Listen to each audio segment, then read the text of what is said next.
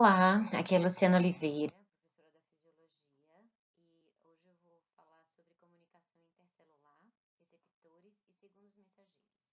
Na verdade, essa aula é uma revisão de biologia molecular e celular, mas mostrando para dar uma base para o que a gente vai ver nas aulas subsequentes, para ver a aplicabilidade daquilo que vocês estudaram lá em BMC, aplicada à fisiologia e posteriormente na clínica.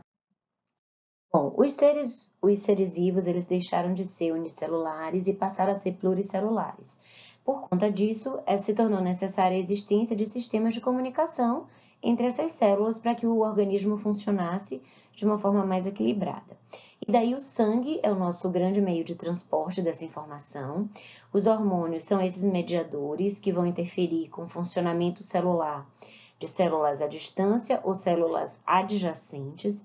Neurotransmissores, que nós vimos no primeiro bloco, estão relacionados à comunicação entre células neurais, e nós também temos os fatores teciduais, que as interleucinas são um exemplo delas, e interleucinas são fatores produzidos por células do sistema imunológico, né, inflamatório, e que vão mediar o funcionamento dessa célula, né, a comunicação entre elas.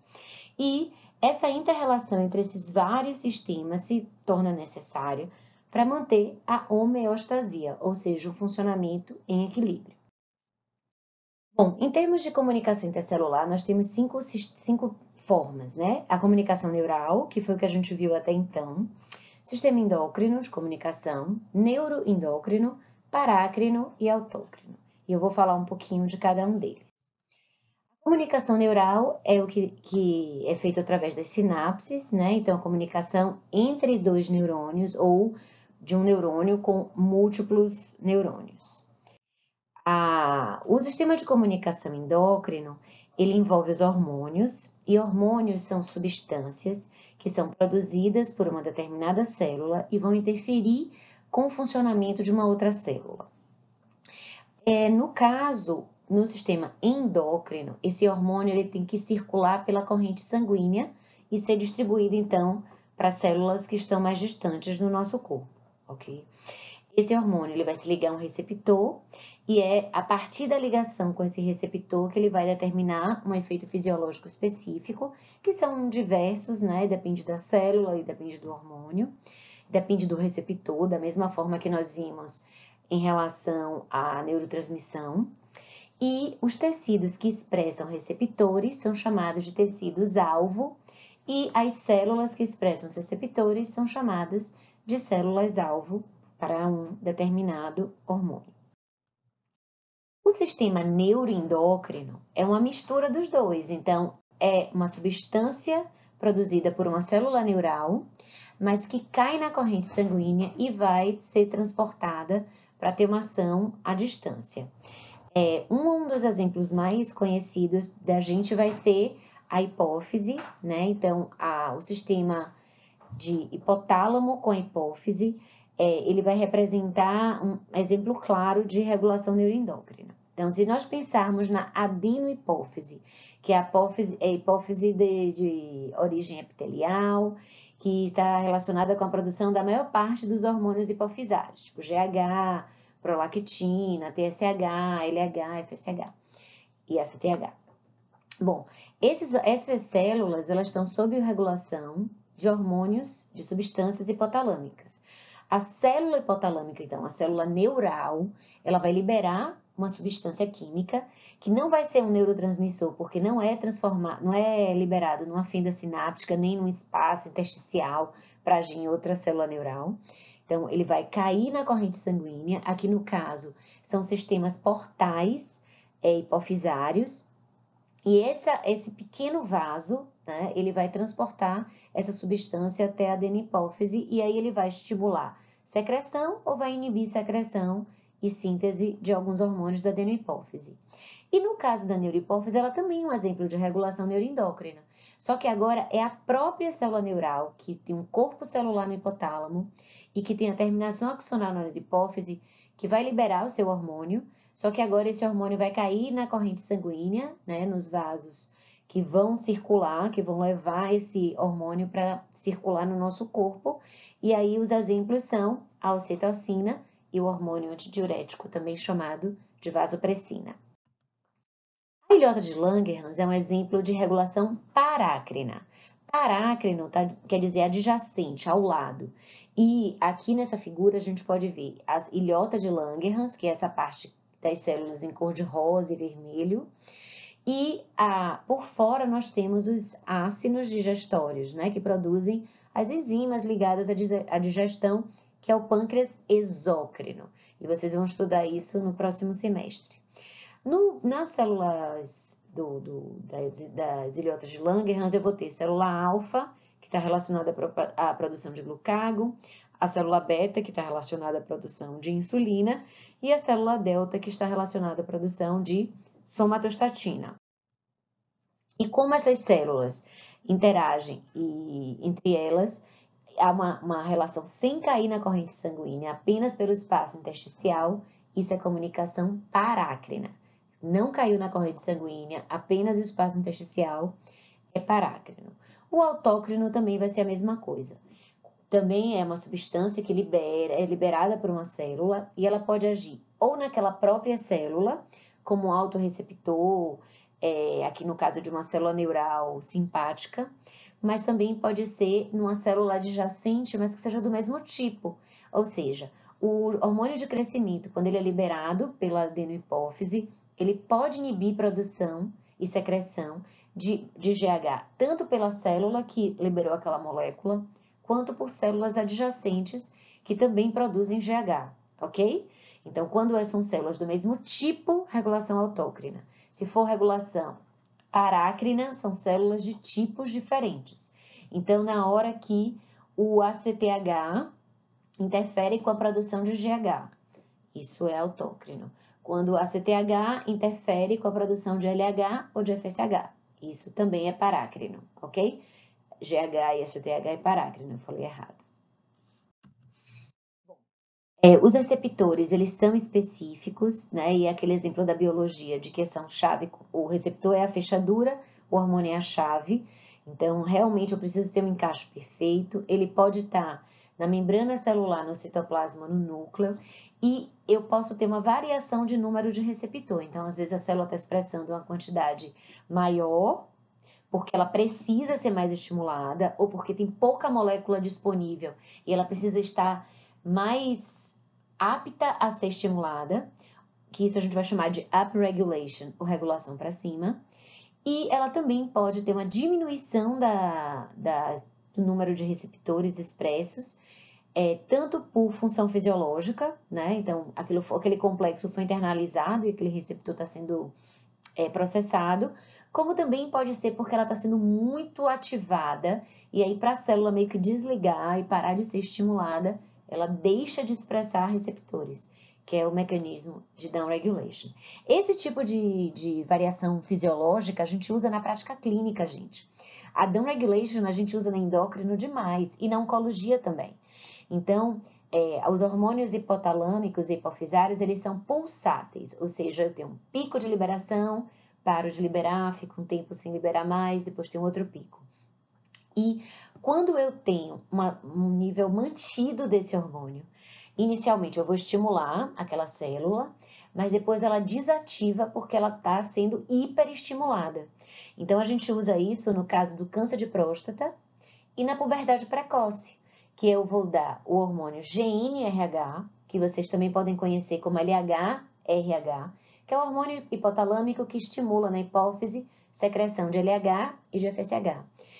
Ele fisiologicamente é pulsátil, mas se eu der a droga injetável de depósito, que é uma injeção mensal, eu vou manter o nível constante e aí a célula vai deixando de expressar o receptor para aquela substância e desliga. E aí eu consigo controlar a produção de testosterona pelo testículo, que é o que a gente chama de castração química, que é o mesmo que é feito também para pedófilos, né, pessoas que cometem crimes sexuais em alguns países, e também para puberdade precoce, que são aquelas crianças de 3, 4, 5 anos que entram na puberdade por alguma doença e eu preciso desligar até chegar à idade correta de entrar na puberdade. Esse é o receptor do GnRH, né, que também é chamado de LH, e ele tem uma característica de ser um receptor de membrana citoplasmática. Ele tem 7 domínios transmembrana, com uma porção extracelular, que é onde se liga o hormônio. Então, isso forma uma estrutura tridimensional específica para acoplamento do hormônio, e uma porção intracelular, que está ligada ao sistema de segundo mensageiro. A apresentação de receptores citoplasmáticos é muito diversa, depende da função. Então, essa figura do Berne, ela mostra várias possibilidades de estrutura tridimensional extracelular e intracelular, né, nas diferentes moléculas. Existem também receptores de membrana que têm domínio único transmembrana. O que é que isso quer dizer? Que a molécula atravessa apenas uma vez a membrana celular, não tem os 7 domínios, né? O receptor de insulina, que também pode se ligar ao IGF-1, IGF-1 é o fator de crescimento semelhante à insulina, tá? É uma sigla em inglês. Ele é o verdadeiro mediador do crescimento e ele consegue usar o mesmo receptor de insulina, eles têm ações muito parecidas. A gente vai ver na aula de pâncreas que, na verdade, a insulina é um excelente anabolizante. Então, esse receptor, vocês veem que ele é formado por 4 subunidades e 2 delas atravessam a membrana. Mas ele continua sendo classificado como receptor de domínio único transmembrana, porque cada subunidade só atravessa uma vez, ok? Bom, em termos de localização de receptores agora citoplasmáticos, o receptor citoplasmático, ele geralmente está ligado a uma proteína, que é uma chaperona, né, que vocês já viram isso em BMC, e aqui no caso é um exemplo de hormônios esteroide. Então esse hormônio, ele atravessa a membrana celular, porque ele é lipídico, né, ele é derivado do colesterol, e ele vai entrar na célula, ligar no receptor. Nesse momento, ele vai formar um complexo substrato, no caso hormônio, receptor, que vai entrar no núcleo e fazer ativar fatores de transcrição e, consequentemente, a resposta fisiológica. E a proteína de choque térmico, ela na verdade é a chaperona, ela vai ser liberada e perde essa função nesse momento. E nós também temos receptores nucleares. Na questão endócrina, o único grupo de hormônios que usam receptores nucleares são os tiroidianos, ok? Tanto o T3 quanto o T4. Sendo que o T3 é o que é o biologicamente ativo, então eles são transportados ligados a proteínas de transporte, eles passam a membrana por um transportador, eles são lipossolúveis também. O que entra como T4 normalmente é transformado em T3 e é o T3 então que vai ligar no receptor que está acoplado ao DNA. Então, por isso que ele é um receptor nuclear, porque ele já está no núcleo ligado ao DNA, ligado aos fatores de transcrição, e aí eles vão ativar transcrição, tradução e a resposta fisiológica que vai depender da célula. É importante falar sobre a síntese dos receptores hormonais. Então, o receptor é proteico, ele é sintetizado como qualquer proteína, empacotado no Golgi, faz uma vesícula e essa vesícula ela migra para a membrana citoplasmática, ocorre uma fusão da vesícula com a membrana e aí, então, o receptor está expresso, né? Agora, aquela vesícula ela se transforma numa parte da membrana citoplasmática e, consequentemente, o receptor está ali. Esse receptor, ele pode se ligar a um hormônio e esse complexo ser internalizado, vocês veem que faz como se fosse uma gotícula de endocitose. O lisossoma, ele vai se ligar aí e pode degradar tanto o complexo, o hormônio receptor, quanto apenas haver uma retirada do hormônio e o receptor ser reciclado, né, ser reaproveitado. E se tudo foi degradado, esses aminoácidos, né, que formavam o hormônio e o receptor, podem ser reutilizados para sintetizar outras proteínas. Nessa figura eu quero falar só um pouquinho sobre essas enzimas de degradação de membrana. Vocês veem que a bolinha preta do lado de fora é o hormônio, e aí tem uma parte que parece um zigue-zague, onde se o hormônio tocar nessa região, ali tem uma enzima que degrada o hormônio. E isso é importante para que a atividade dos hormônios seja encerrada. Então, nós vamos ver ao longo desse módulo que os hormônios eles têm uma meia-vida, ou seja, tem hormônios que duram 4 minutos, tem hormônios que duram 2 horas, tem hormônios que duram 24 horas. Então, e eles têm essa duração de acordo com a função que eles exercem. Então, isso é importante que a gente tenha em mente para que a função daquele hormônio ele é degradado ou pelo seu papel fisiológico mesmo, então ele ligou no receptor e aquilo foi internalizado, mas algumas vezes ele é degradado por enzimas que estão na superfície das células ou no próprio no próprio plasma, né, no sangue, ou em células do fígado ou células renais, que são os tecidos responsáveis por metabolização, degradação e eliminação de substâncias, entre elas os hormônios. A sinalização intracelular após ativação do receptor pode modificar a permeabilidade da membrana, que é o que a gente já viu que acontece com os neurotransmissores, mas pode também ativar segundos mensageiros, né, que vocês também já estudaram em BMC. E aí a gente vai ter o sistema da adenililciclase, tirosina sinase, fosfolipase C, fosfolipase A2 e a guanililciclase. Ou eu posso já ter a ativação direta dos fatores de transcrição, quando essa substância liga no receptor intranuclear, né? Que é, no caso, o hormônio tiroidiano. Essa figura é uma figura que mostra o mecanismo do tirosina sinase, e a insulina é um dos exemplos de hormônio que se liga em receptor que usa o sistema da tirosina sinase. A sinase quer dizer que ela fosforila, né, uma proteína. Tirosina sinase quer dizer que ela fosforila numa tirosina e as funções vão acontecer em decorrência dessa fosforilação. Então, tanto pode ser por ativação de expressão gênica, pode ser ativação enzimática, pode ser ativação de fatores de transcrição, translocação de receptor. Na aula de pâncreas a gente vai falar bem sobre isso, porque a insulina, ela pega um transportador de glicose que fica dentro do citoplasma e na hora que ela fosforila, esse transportador ele migra para a membrana, fusiona e aí agora aquela célula expressa um transportador de glicose, a glicose entra e aí a glicemia baixa, né? Porque ela sai do sangue para dentro da célula. Mas isso a gente vai falar na aula de pâncreas.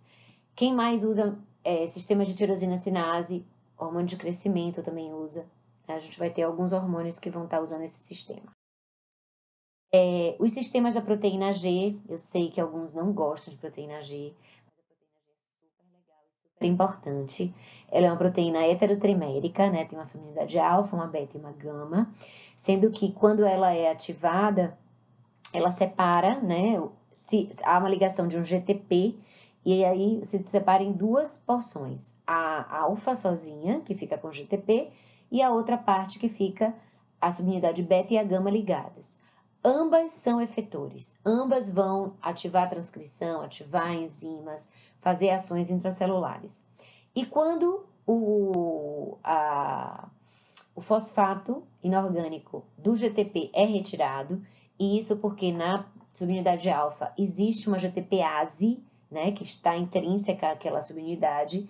Na hora que agora isso vira GDP, volta a ter atração entre as três subunidades e volta então a proteína G à sua forma original.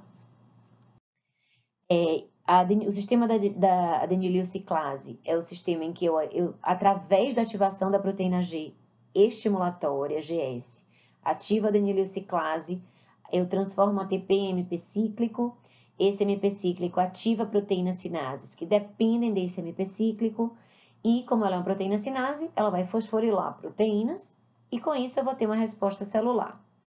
O sistema da fosfolipase C é um pouquinho diferente, porque o substrato de ativação vai ser diferente. Ainda vai ter a mesma proteína G, só que agora a fosfolipase ela vai pegar o PIP2, transformar em inositol trifosfato e diacilglicerol, que ativam proteínas sinases e que vão levar a fosforilação de proteínas e resposta celular. E é importante lembrar que o IP3 sozinho, ele também é um mediador, um segundo mensageiro, e o papel dele é abrir canais de cálcio. Então, ele pode participar da resposta celular para atividades que dependem do aumento do cálcio intracelular. Esse cálcio intracelular, ele pode estar armazenado em organelas, tipo retículo endoplasmático, ou ele pode vir do meio extracelular, e daí é importante lembrar que existe uma bomba, né, que é a cálcio H+, ATPase, que vai estar garantindo um gradiente de concentração para que haja um armazenamento numa determinada parte da membrana, num determinado local, e quando esse cálcio é liberado, ele vai poder seguir sua função, certo? Isso pode acontecer por despolarização ou por ativação de hormônios, do neurotransmissor ou até do próprio IP3, como eu já falei.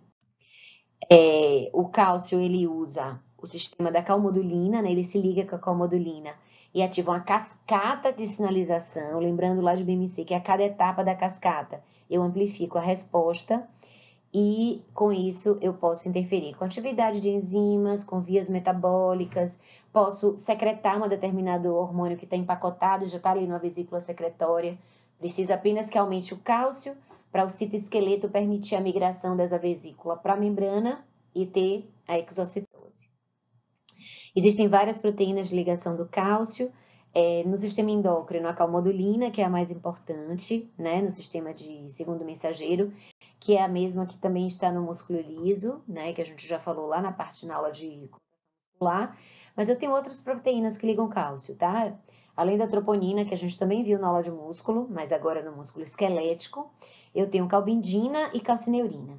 E a calbindina, ela é bem legal, porque ela liga no cálcio intestinal. Então, aquele cálcio que a gente absorveu da dieta, ele vai ser absorvido junto com o fósforo. E a ligação cálcio-fósforo é uma ligação, existe uma atração química para formar sais, cristais que precipitam. Então, para evitar que aconteça essa ligação, o enterócito, que é a célula do intestino, expressa a calbindina. Então, o cálcio ele não pode ligar no fosfato, né, no fósforo, porque ele está na forma ligada à calbindina. E aí, só nos locais onde o nosso tecido verdadeiramente quer que aconteça a mineralização, é que essa ligação cálcio-fósforo vai acontecer. E a calcineurina está relacionada à ativação de linfócitos T. Vocês vão ver isso mais para frente no bloco de imuno, né, na disciplina de imunologia. Isso é só para mostrar a molécula da calmodulina, ela tem 4 sítios para cálcio, então, quando a gente fala de cálcio calmodulina, eu estou falando de 4 moléculas de cálcio para cada calmodulina estar ativada. E essa figura é uma figura de um artigo super antigo, né? Provavelmente de quando vocês nasceram, ou alguns até antes de terem nascido. Mas é para mostrar a proteína G, é um artigo de revisão, e chama Doenças da Proteína G. E a gente vê aqui na membrana, então, o receptor, a proteína G acoplada, e aí a gente tem a proteína G, é esse enovelamento, que a gente tem a subunidade alfa em amarelo, a beta em verde e a gama é esse rosinha. E aí, o que que ele está mostrando? Então, o que que tem aí de vermelhinho? Essas bolinhas vermelhas são pontos de mutação que acontecem em algumas doenças. Então, vocês veem ali, toxina pertussis é o que acontece na coqueluche. Então, na coqueluche eu tenho uma modificação da proteína G e o quadro clínico é de tosse seca, incorressível, que pode levar até fraturas de costela, mas é uma doença da proteína G. A cólera, que está aqui embaixo, é uma mutação ativadora da proteína G, por isso que ela está com uma bolinha vermelha. E dessa forma, a gente não consegue absorver a água no intestino, e essa água, então, fica dentro do lúmen e causa uma diarreia, né? Uma diarreia em água de arroz, né? A descrição, quando as fezes, elas não ficam marrons. O paciente fala assim, é como se ele estivesse evacuando água de arroz, é uma água branca, porque não deu tempo de ter o processamento da bilirrubina, né? E que tem na bile, né? Que vai fazer a pigmentação amarronzada das fezes. E aí tem várias outras doenças da proteína G. Na endócrino, a gente tem uma gama de doenças, né? Tem a síndrome de McCune-Albright, que eu posso ter mutação ativadora em várias glândulas e várias apresentações diferentes. Então, o endocrinologista ama a proteína G. E não é só na endócrino que ela é importante, não. A gente vai ver em vários outros sistemas que isso também vai estar envolvido, tá? Quebrem o preconceito. Bom, aqui é uma tabelinha só para mostrar, uma tabelinha, né? Uma listinha só para mostrar que hormônios usam quais sistemas segundo o mensageiro. Vocês veem que alguns hormônios usam mais de um. Não é para decorar isso, não. É só para vocês entenderem que realmente é um sistema mais diverso e complexo do que a gente imagina. Bom, acho que é isso que eu tinha para falar. Obrigada.